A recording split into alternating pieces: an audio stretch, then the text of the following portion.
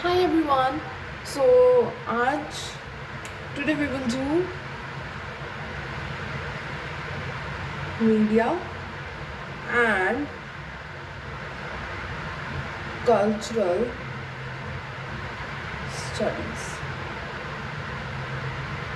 This is not easy, but this is a little shorter than reporting and editing for print media.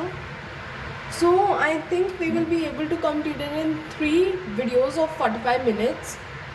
So approximately two and a half hours. So let's start.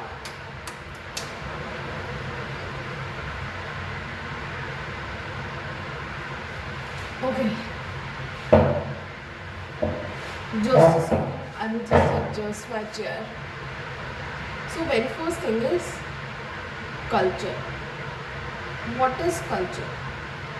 Culture is the personality of a society. Okay. Culture क्या होता है? Culture basically everything which is happening in our surroundings related to people. What do they eat? What do they wear? How do they live? What do they think? How do they perceive information? Everything is culture. Their language, their nature, their religion, law, art, music, everything is culture. It includes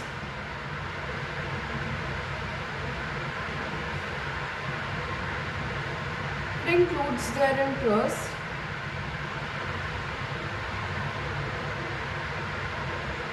their work practices,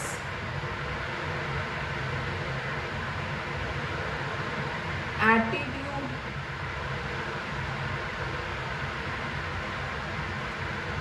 their issues, and their mentality. Mentality की spelling बोला था सही.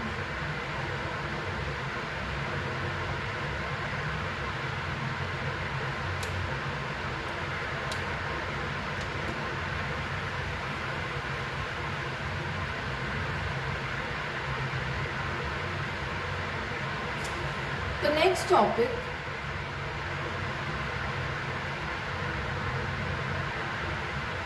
Penny Fund Studies. Penny Fund Studies is a research which was done. It is a series of research.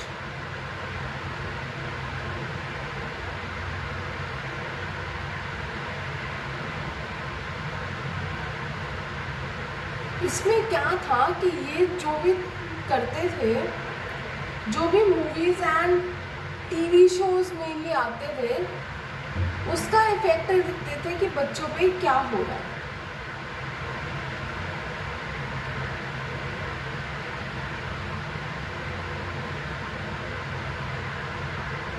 ठीक है, ये चीज हुई थी अमेरिका में between 1929 to 1932.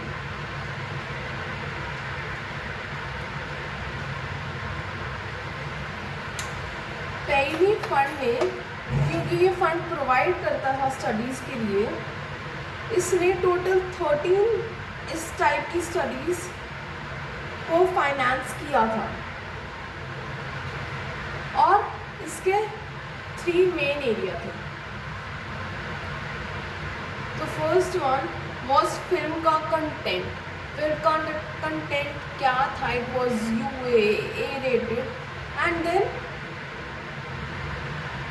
उसकी ऑडियंस कैसी थी?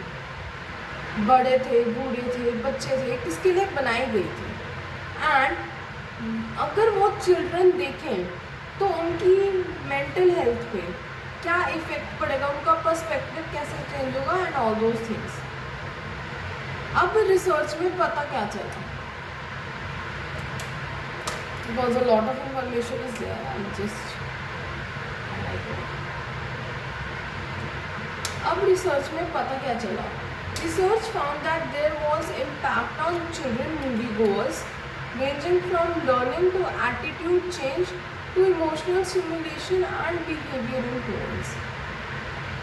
Okay, अब देखते हैं कि ये क्या था, क्यों हुआ। अगर हम बच्चों की बात करें या खुद की भी बात करें, कि we are still in the teenage and we not really adults या नॉट रियली किड्स, तो अगर हम अपनी बात करें तो अगर हम कुछ देखते हैं तो हम उसके बारे में सोचते हैं, हम उसका लेसन ग्रैप्स करने की कोशिश करते हैं। We don't let it affect our mental health, but उसकी वजह से हमारे बिहेवियर में फॉर सम टाइम चेंजेस आते हैं। सेम चिल्ड्रन के साथ हो रहा था, जो भी चिल्ड्रन जा रहे थे उनको लर्निंग मिल रही थी अगर कोई अच्छी मूवी है, बट उसके बाद क्योंकि वो ऐसी बहुत मूवीज़ देखते थे, उनका एटीट्यूड चेंज हो गया था, क्योंकि what you see is what you believe. अगर तुम अपनी आंखों से एक पर्टिकुलर चीज़ देख रहे हो, अभी जैसे ट्रेंड चलते हैं, जैसे हम बहुत ज़्यादा फाइटर्स की बात कर रहे हैं जिन्होंने इंडिपेंडेंस के लिए किया था, so your attitude will be change कि ये बहुत अच्छे होते हैं, fire fighters, fighting for your country is okay, देशभक्ति की भावना जाग जाएगी। तो उनमें भी ऐसे एटीट्यूड चेंज हो रहे थे डिपेंडिंग ऑन द मूवीज़ वो क्या देख रहे थे। उसके बाद उनके इमोशंस में फ़र्क पड़ रहा था। लाइक कई बार क्या होता है, हम बहुत फिल्मी डायलॉग सुनते हैं सीरियल्स वगैरह में, और कई बार हमें पता चलता है कि वो हमारे घर में भी बोले जा रहे हैं, we just didn't realize it.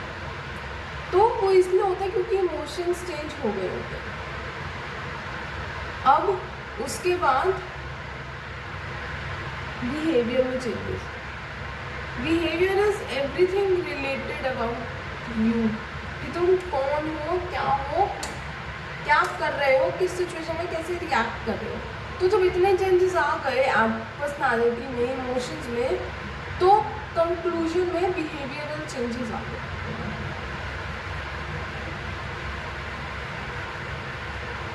क्योंकि हम मीडिया एंड कल्चरल स्टडीज़ पढ़ रहे हैं, इसमें हम डिफरेंट रिसर्चेस, डिफरेंट स्कूल्स जिन्होंने कल्चर और मीडिया के बीच का तालमेल कह सकते हैं हम कि बनाया है एंड बताया है, हम मेन वो पढ़ रहे हैं।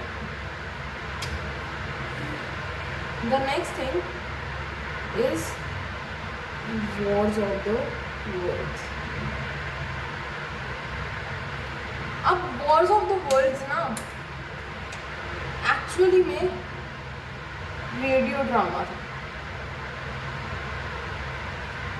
एंड ये किसी को भी नहीं पता था। इन्होंने ये शुरू कर दिया। दे सेड, इसमें मेन रोल था ऑर्सन वेलेस का। उन्होंने क्या सोचा कि एक नॉवल है, हम नॉवल से कोट्स वगैरह उठा के एक रेडियो ड्रामा बनाते हैं, एंड उस ड्रामा में फेक न्यूज़ भी थी, और फेक न्यूज़ ऐसी थी कि एलियंस ने हमला कर दिया है, बहुत ज़्यादा डिस्ट्रक्शन हो रही है, बहुत ज़्यादा प्रॉब्लम हो रही है, एंड एवरीथिंग इन बिटवीन। तो अब क्योंकि किसी को ये पता नहीं था कि एलियंस ने हमला कर दिया है, this is just a drama, कोई प्रॉब्लम नहीं है, लोग पुलिस के पास बहुत ज़्यादा कॉल्स आने लगी कि ऐसा ऐसा हो रहा है, अफरा तफरी मच गई बहुत ज़्यादा। देन एक nation wide hysteria open up. Nation wide hysteria क्या होता है? पूरे नेशन में आतंक फैल जाना, बहुत ज़्यादा डर लगना लोगों को। एंड ये भी एक मीडिया का इफेक्ट दिखाता है, क्योंकि जब ये चीज़ हुई थी तब प्रॉब्लम ये थी कि सब रेडियो रेडियो नया नया थोड़ी आया था, थोड़ा टाइम हो गया था, सारे रेडियो को ट्रस्ट करने लग गए थे और क्योंकि किसी को पता नहीं था कि एक्चुअली ड्रामा है। ये कॉन्सेप्ट पहली बार इंट्रोड्यूस हुआ था एंड पहले लोगों को डिस्क्लेमर नहीं दिया गया, बताया नहीं गया दैट इसमें ये इंक्लूड होगा, so please don't be alarm. सारे बहुत अफड़ा तफड़ी मची, सारे अलार्म हो गए। I am just referring to my notes in it. तो बिफोर वी मूव फॉरवर्ड, मैं कुछ popular terms I would like to discuss. मैंने साथ में मीनिंग दे रखा है। There are total 13 terms.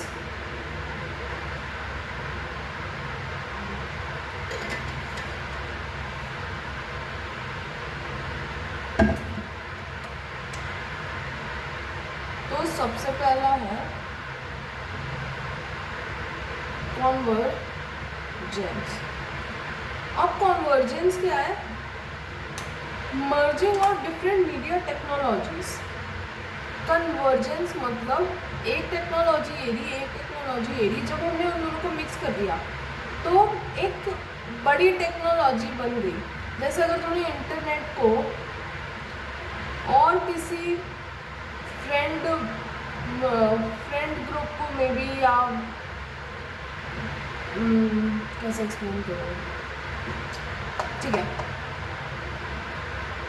कोई भी टेक्नोलॉजी आई कि मान लो इंटरनेट चालू हो गया एंड इस साइड से फ़ोन भी चालू हो गया, when you merge two technologies, तो जो स्मार्टफोन बना दैट मीन्स वो जो फिनोमेना हुआ that was convergence of media.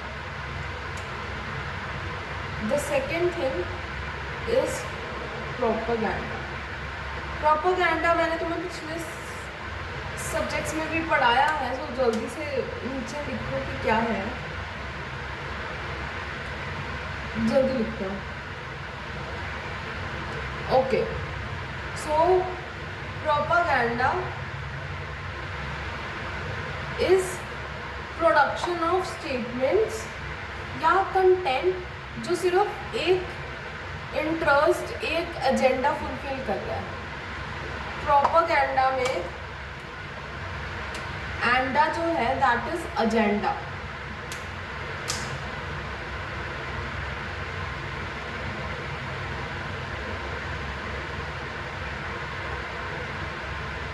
ठीक है, मान लो कि okay, this is just an example, I am not telling it to put blame on someone, but मान लो कि बीजेपी है, उसने कहा कि हमें फॉलोअर्स अपने बढ़ाने हैं, सो दैट मीन्स एक एजेंडा सेट हो गया है कि फॉलोअर्स बढ़ाने हैं। उसके लिए प्रोपेगेंडा क्या करेगा, वो ऐसी इंफॉर्मेशन देगा, ऐसी कंटेंट बनाएगा जो बीजेपी के फेवर में हो, ताकि जो भी उसको देखे कंसिस्टेंटली, अगर उसको देखे तो वो कन्विंस हो जाए that yes BJP is the right choice. So वो चीज़ क्या होगी, वो चीज़ जो हो रही है अभी, क्या हुआ, प्रोपेगेंडा चला।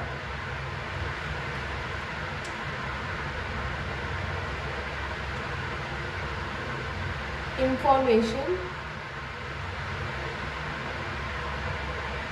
सोसाइटी। इंफॉर्मेशन सोसाइटी क्या है? अ सोसाइटी जहाँ पे क्रिएट कर सके, डिस्ट्रीब्यूट कर सके एंड मैनिपुलेशन कर सके किस चीज़ की, इंफॉर्मेशन की। एक सोसाइटी जहाँ पे इंफॉर्मेशन से रिलेटेड हम उसको क्रिएट कर सके, डिस्ट्रीब्यूट कर सके एंड मैनिपुलेट कर सके। अब इंफॉर्मेशन सोसाइटी बहुत बड़ी हो चुकी है क्योंकि इंटरनेट आ गया है। Everyone today is a journalist but they are a citizen journalist.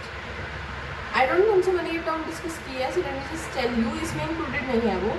Citizen journalist वो होते हैं जो भी सिटीजन पार्ट लेते हैं किसी इंफॉर्मेशन स्प्रेडिंग में, those are citizen journalist.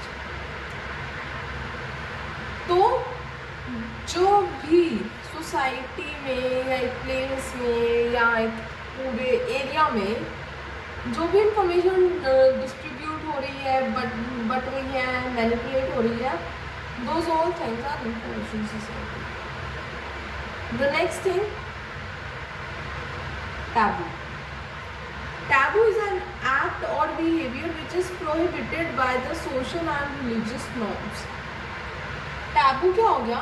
Taboo एक ऐसी चीज़ हो गई जिसको नो हश टॉपिक है कि तुमने ना इसके बारे में बात करनी है ना, लाइक उसको ऐसे इतना छुपा के रखो कि वो ऐसा हो कि वो चीज़ एग्जिस्ट ही नहीं करती, kind of. Next is high culture. अब हाई कल्चर क्या है? The culture associated by elites of the society. जब भी हाई मतलब हाई सोसाइटी, एलीट्स कौन होते हैं? हाई सोसाइटी, जैसे बहुत अमीर लोग हो गए, बहुत इंटरनेशनल कॉलेजेस में जाने वाले हो गए, या मे बी गरीब के लिए मिडिल क्लास हो गए। सो दैट इज हाई कल्चर। एक ऐसा कल्चर जो एलीट्स ने बनाया है एंड एलीट्स के लिए बना है। The sixth one, cultural imperialism. आगे भी आएगा, मैंने इसमें इसलिए इंक्लूड किया है क्योंकि पता होगा, so it will be easy to understand the topic. Culture imperialism is when culture dominates the other. अगर हम अभी देखें तो वेस्टर्न कल्चर डोमिनेट कर रहा है इंडियन कल्चर पे, एंड इंडियन कल्चर जैसे योगा हो गया वो कुछ जगह पे डोमिनेट कर रहा है। तो कल्चर इंपीरियलिज्म वो होता है जब एक चीज़ दूसरी चीज़ को, एक कल्चर दूसरे कल्चर को डोमिनेट करने लगता है।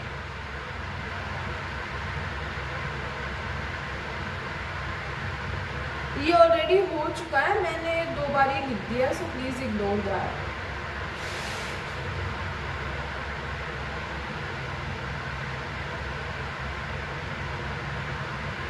डीमासिफिकेशन।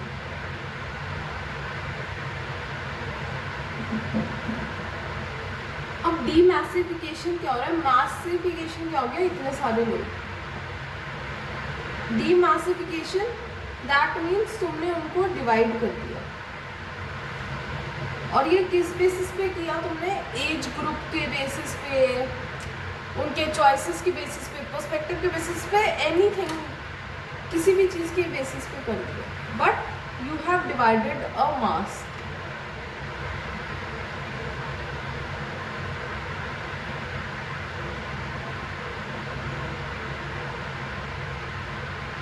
यहाँ पे आई थिंक तुम्हारे कॉलेज में भी ऐसा होता होगा, फॉरेनर्स आते हैं, तुम उनको देखते हो, तुम उनसे बात करते हो, you interact with them, and तुम्हें पता चलता है कि कुछ चीज़ें बहुत ज़्यादा डिफरेंट थी। जैसे अगर हमारी एक फ्रेंड है, शाउट आउट टू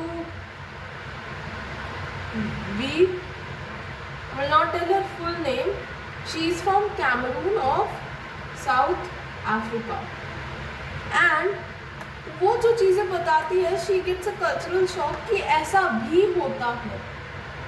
जैसे इस इंडियन सोसाइटी में एक चीज़ है that children are very protected, and हालांकि उनको डांट पड़ती रहती है, but they are still in a very protected environment, क्योंकि पेरेंट्स को डर लगता है कि हमने बच्चा पैदा किया है, कुछ हो ना जाए, it is understood. So it was a cultural shock. Cultural shock मतलब कल्चर डिफरेंसेस की वजह से जो शॉक लगता है।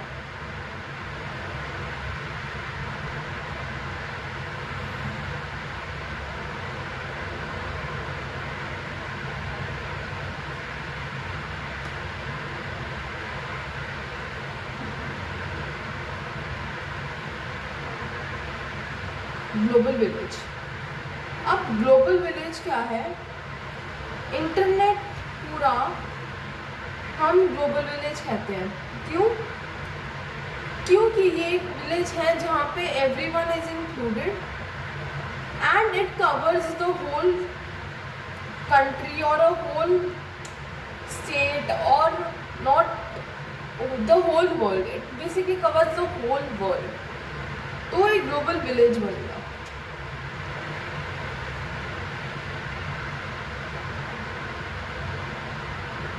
The last term, digital divide. अब डिजिटल डिवाइड क्या होता है?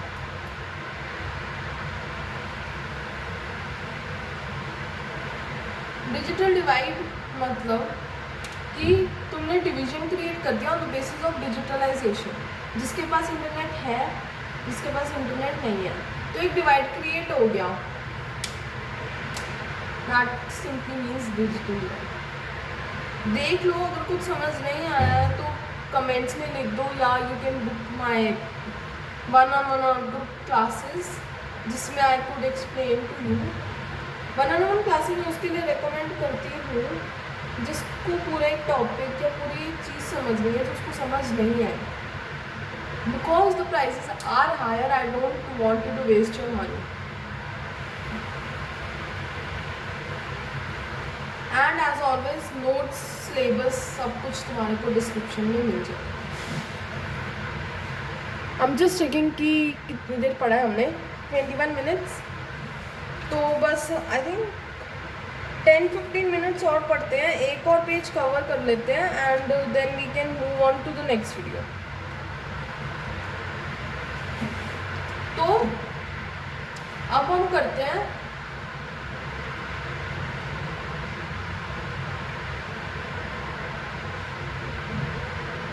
मास कल्चर.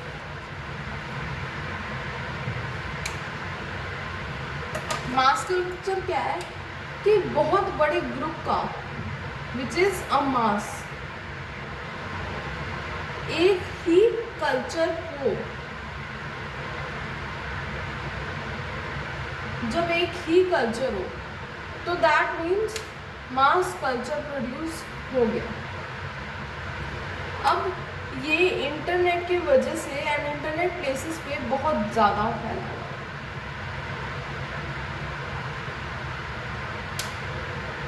ठीक है. नाउ अब इसका मतलब ये नहीं है that every person with interact with each other और समथिंग.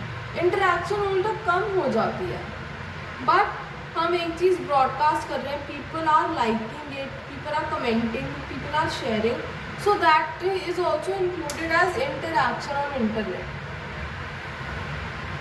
तो एक कल्चर बन गया. जैसे अगर तुमने देखा बुक्सटाग्रामर्स जो इंस्टाग्राम पे हैं एंड जो बुक्स का कर रहे हैं, अगर तुम सारे बुक्सटाग्रामर्स को इंक्लूड करोगे तो उनका एक प्रॉपर मास कल्चर है. ठीक है.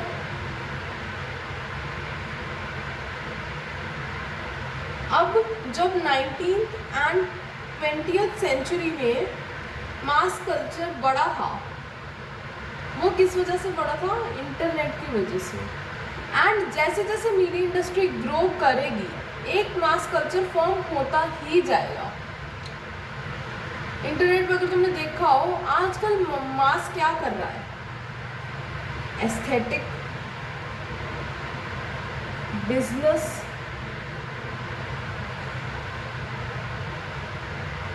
फन, ये 3 मेन पिलर्स हैं एटलीस्ट फॉर द यूथ. तो अगर you are associated with any of the 3, then that is also a part of mass culture.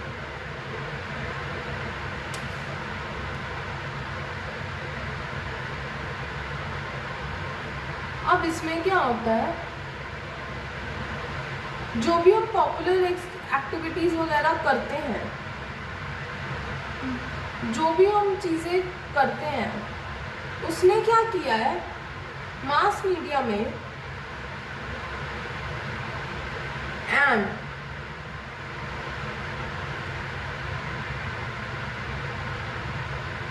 folklore, which is folklore basically means traditional beliefs and customs. हम उसको छोड़ के mass media की तरफ जब जा रहे हैं तो डिजिटलाइजेशन हो रहा है, वी आर एक्सेलिंग, बट हमारा बिहेवियर, हमारा मोटिव, हमारी थिंकिंग भी चेंज हो रही है.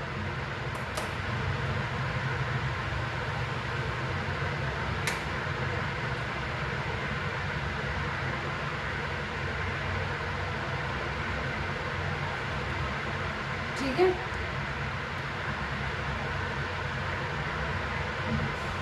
अब मास कल्चर एक ऐसा कल्चर है जो मास मीडिया से चलता है। It is all about mass media. अब एक सेम ऐसा ही कल्चर है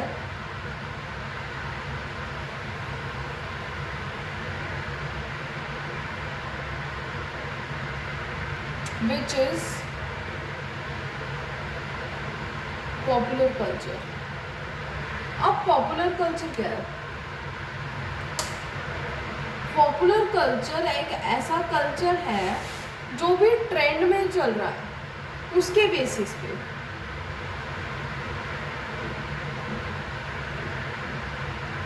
फैशन का ट्रेंड आता है, यूट्यूब पे वीडियोस का ट्रेंड आता है। जैसे अभी यूट्यूब शॉर्ट्स में पीओवी का बहुत ज़्यादा ट्रेंड है, टिकटॉक पे पीओवी का ट्रेंड है, इंस्टाग्राम पे अगर तुम अपने कपड़े चेंज कर रहे हो एंड ऑल दैट थिंग तो ट्रांजिशन का ट्रेंड है, या अगर तुम अपनी स्टोरी बता रहे हो तो उस चीज़ का ट्रेंड है। सो popular culture is based upon trends.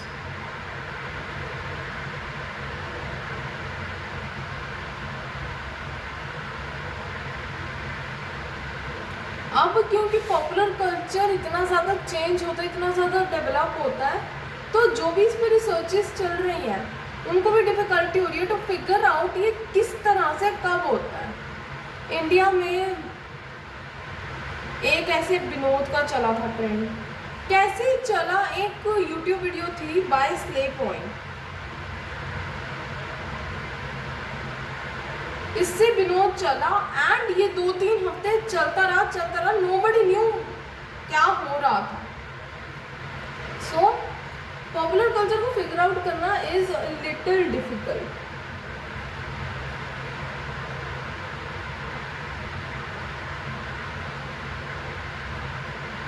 Popular culture refers to the cultural activities और commercial products reflecting at a general mass। इसकी टारगेट क्या होती है? General audience. कोई इनकी स्पेसिफिक ऑडियंस नहीं है, बस ट्रेंड बन ही गया है, ठीक है। और ये बेसिकली टारगेट करता है तुम कैसे अपनी लाइफ जी रहे हो, what are you personality wise, जैसे क्या पहन रहे हो, क्या बोल रहे हो एंड ऑल दोस थिंग्स।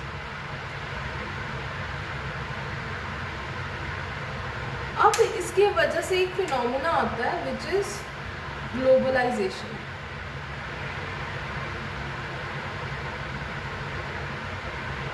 अब ग्लोबलाइजेशन क्या है?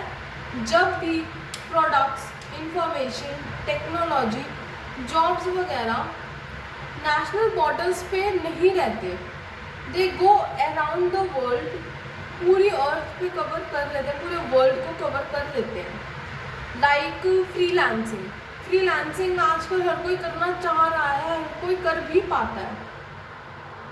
सॉरी लाइट चली गई है एंड इट इज़ बैक, ठीक है। कोई कर रहा है, कोई भी कर पाता है and that sort of thing. उससे क्या होता है? ग्लोबल कल्चर बन जाता है। जैसे मैं फ्रीलांसिंग को बोल रही थी, फ्रीलांसिंग सबको करनी है, सबको सीखनी है, बट तुम इंडिया में बैठे बैठे यूके, यूएस, कनाडा, स्पेनिश अगर तुम्हें आती है तो इनके कंटेंट राइटर्स को कनेक्ट कर सकते हो अपने साथ, इनके बिजनेस पीपल को तुम कह सकते हो that you can take my services, but this is just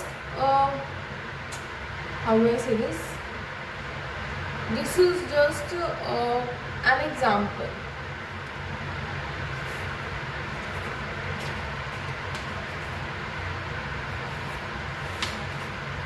अब नेक्स्ट आ जाता है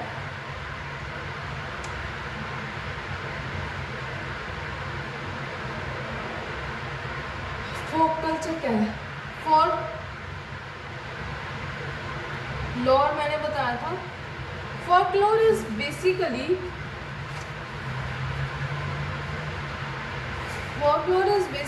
जो तुम्हारे traditional trends and customs and things like that. अब वो कल्चर क्या है? एक कल्चर जो हमारे ट्रेडिशंस को रिफ्लेक्ट करता है।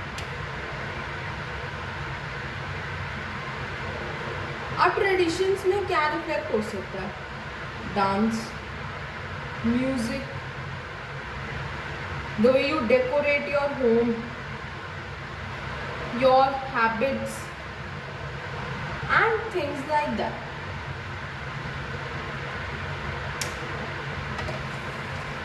अब अगर हम इसके बारे में डिटेल में पढ़ें तो कल्चर बहुत चीज़ों से रिफ्लेक्ट होता है, और ये मैंने बताया था। इनमें मेनली 6 चीज़ें होती हैं which we have discussed. Value, language, myth, costumes, the what you wear, your rituals, तुम कौन सा सेलिब्रेट करते हो, कब सेलिब्रेट करते हो, कैसे सेलिब्रेट करते हो, एंड तुम्हारे लॉस, तुम कौन से लॉस मानते हो।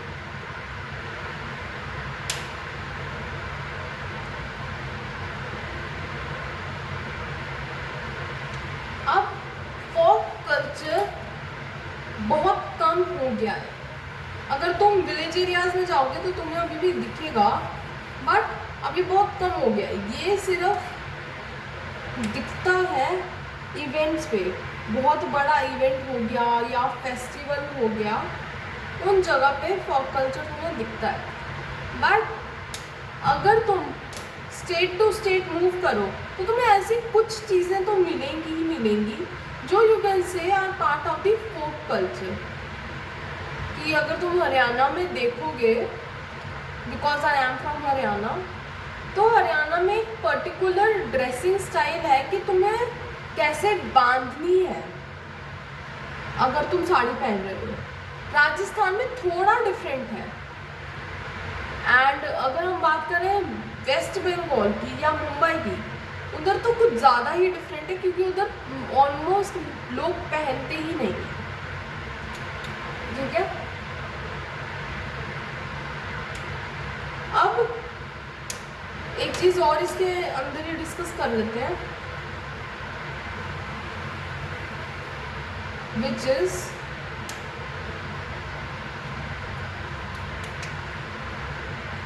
फोक मीडिया। फोक मीडिया क्या है?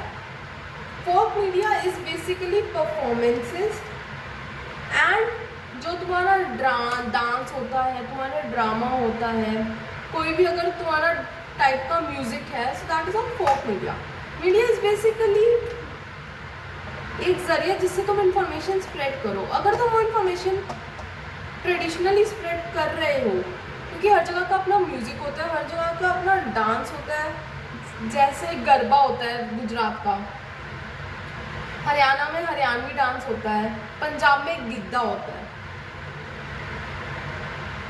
ठीक है, अब कम्युनिकेशन के लिए मीडिया में इसको फोक मीडिया बोला गया। अब ये क्यों शुरू हुआ? Because people want to express themselves, and पहले लोग ट्रेडिशनली ही खुद को एक्सप्रेस करते थे। बट अभी भी अगर तुम देखो, पपेट्री, हर जगह की खुद की पपेट्री भी होती है, ड्रामा होता है, तमाशा होता है। तमाशा बेसिकली आजकल इंडिया में यूज़ हो रहा है कि तुमने बहुत बड़ा कुछ कांड कर दिया, बहुत बड़ा कुछ गलत चीज़ कर दी। बट तमाशा ऑल्सो मीन्स नौटंकी, जब तुम नाटक प्रेजेंट कर रहे हो। ठीक है, या फिर तुम्हारे गाने हो गए, जैसे हिमालयाज में अगर तुम जाओ, हिमाचल का अपना अलग एक डांस फॉर्म है एंड अपने अलग सॉन्ग्स हैं। जब तुम फेस्टिवल उनके अटेंड करोगे तो वो बहुत डिफरेंट होंगे। जब तुम उनकी स्टोरी सुनोगे, कोई कैसे शुरू करता है, कोई कैसे बताता है, स्टोरी टेलिंग स्टाइल भी बहुत डिफरेंट है। सो ये सारी चीज़ें हैं जो मेन दिखती है। ठीक है,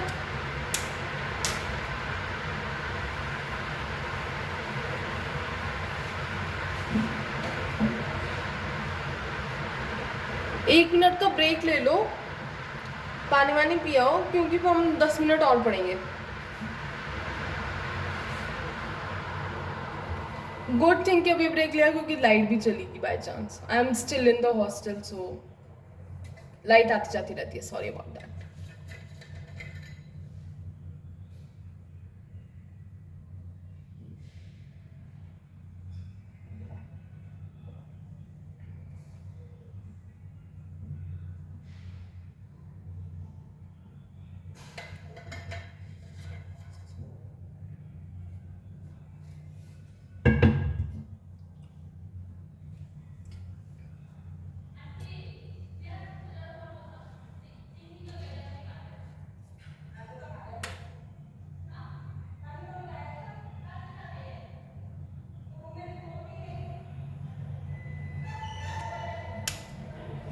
सो अब लाइट भी वापस आ गई है, हम भी वापस आ जाते हैं। अब जो नेक्स्ट टॉपिक है वो मैंने थोड़ा सा हमने टच कर रखा है, बट इतना ज़्यादा भी नहीं, विच इज़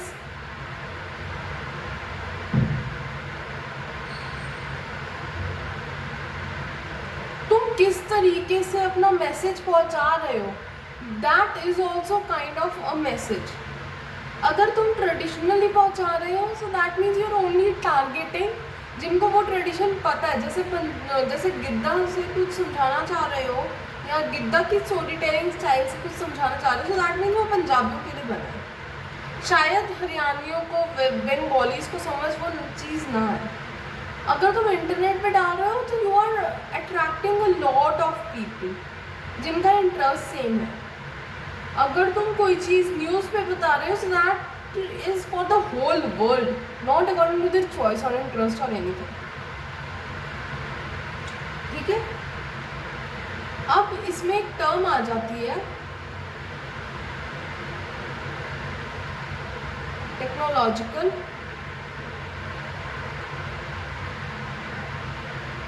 डिटर्मिनिज्म।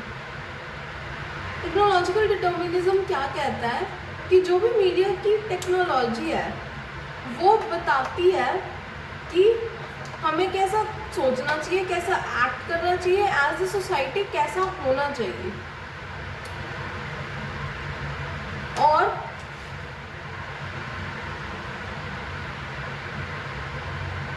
इसके अंदर हमारे पास 7 चीज़ें हैं जो टेक्नोलॉजिकल डिटर्मिनिज्म की थ्योरी बताती है। मीडिया में इस मैसेज हो गया कि अगर तुम किसी पर्टिकुलर मैसेज को देना चाह रहे हो, जो तुम जरिए यूज़ कर रहे हो, that is also a message only. तो टेक्नोलॉजिकल डिटर्मिनिज्म की फर्स्ट चीज़ है explanatory power.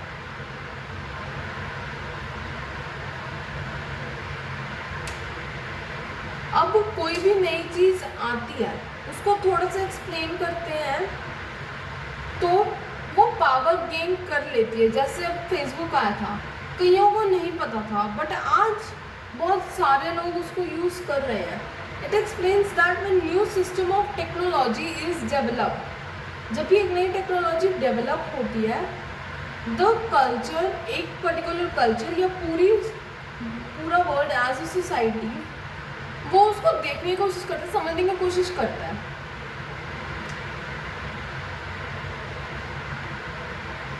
Predictive power.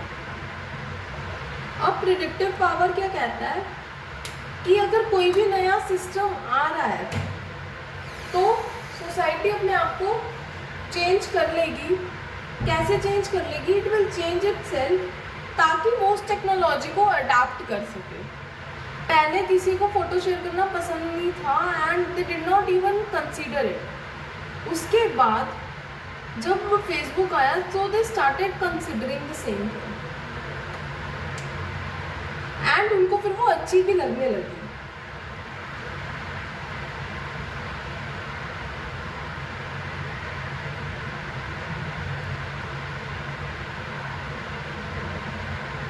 Third is parsimony. Parsimony एक एनालिसिस है कि अगर तुमने एक चीज़ की है तो उसका कोई इफेक्ट होगा, ठीक है। अब ये चीज़ बताता है दैट जो भी टेक्नोलॉजी आई है वो सोसाइटी को चेंज करेगी। The next thing, fallibility. Fallibility क्या है? दैट क्योंकि टेक्नोलॉजी प्रिडिक्ट नहीं की जा सकती कि नेक्स्ट क्या आएगी, ये थ्योरी कई बार गलत भी प्रूव हो सकती है, which means it can be false. The next thing is consistency. तुम्हें प्रूफ चाहिए कि लोगों ने यूज़ कर रखा है, रिव्यूज़ तभी एग्जिस्ट करते हैं। एंड अगर तुम्हें इंटरनेट, क्योंकि हर दिन इंटरनेट पे नई चीज़ आ रही है, वो कंसिस्टेंसी प्रोवाइड करता है, so you are more prone कि तुम इजीली ट्रस्ट कर लो नई चीज़ों को।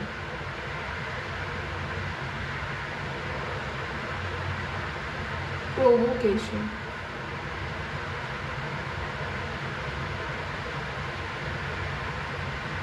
अब ये चीज़ बताता है कि अगर हम एरिया चेंज करें, यूएस से हम इंडिया में आ गए, इंडिया से हम चाइना पे चले गए, तो ये थ्योरी चेंज होगी या नहीं होगी? ये थ्योरी चेंज नहीं होगी, जो उसका कोर है वो सेम रहेगा, क्योंकि हर कंट्री अडाप्ट करती है नई टेक्नोलॉजीज़ को, बट उससे थोड़ा डिफरेंस सब जगह आएगा, because the area is different and people का कल्चर अलग है।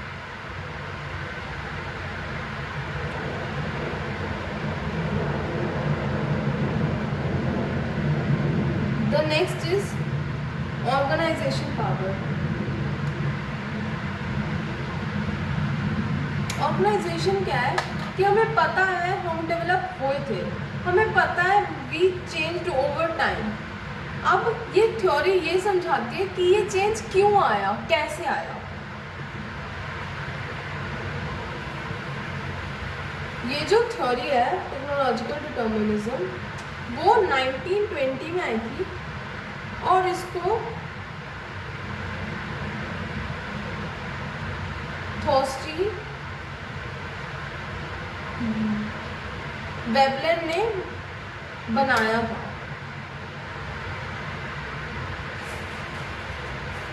ठीक है।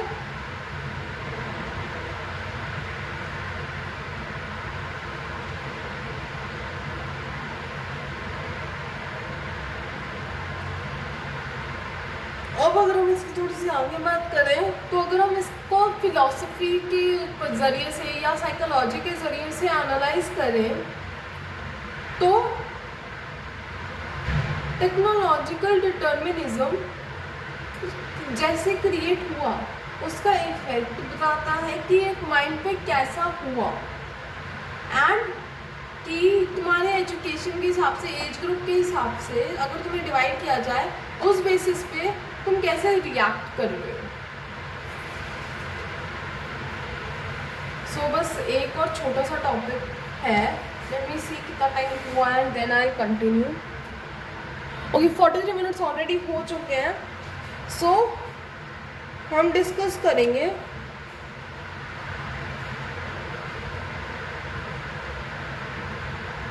New media technology